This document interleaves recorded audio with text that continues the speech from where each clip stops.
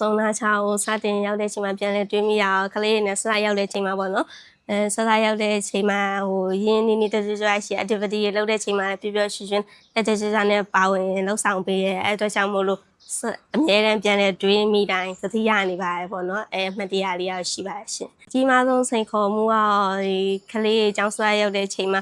ငိုလာရပေါ့နော်ငိုလာတဲ့အချိန်မှာငိုရဲ့ကလေးကိုလည်းငိုရဲ့ကလေးနဲ့တူအဲ့လိုလမ်းနေခန္ဓာမှာကစားပေးရဲအရှင်စကားလေးပြောပေးရဲမေးဖြေလေးပြုလုပ်ပေးရဲတဖြည်းဖြည်းနဲ့ရင်းနေလာတဲ့အချိန်ကလေးလေးကျောင်းလာတဲ့အချိန်မှာနောက်နေဆိုငိုမလာတော့ဘူး miss တို့နဲ့လည်းအမြဲရင်းနေနေတဲ့အတွက်ကြောင့်ကလေးလေးတက်ကြွနဲ့အခန်းထဲမှာ activity ဆိုလဲလှုပ်ဆောင်လာရပေါ့နော်ဒီပါရေရောက်နာချာ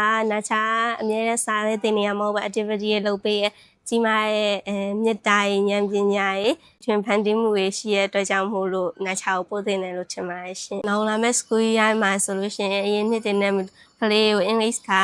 စာscale ပို့ပြီးကောင်းမွန်လာအောင်လုပ်ပေးမယ်ပြောရလို့ရှိရင်အရင်နှစ်တင်တဲ့မတူရဲ့တမှုထူးခြားရဲ့ပေါ့နော်ပို့ပြီးတော့ကောင်းမွန်တဲ့ရလက်တွေထွက်လာအောင်လို့ပို့ပြီးတော့ပြုစုပြောင်းထောင်နိုင်မယ်လို့ထင်ပါတယ်ရှင်။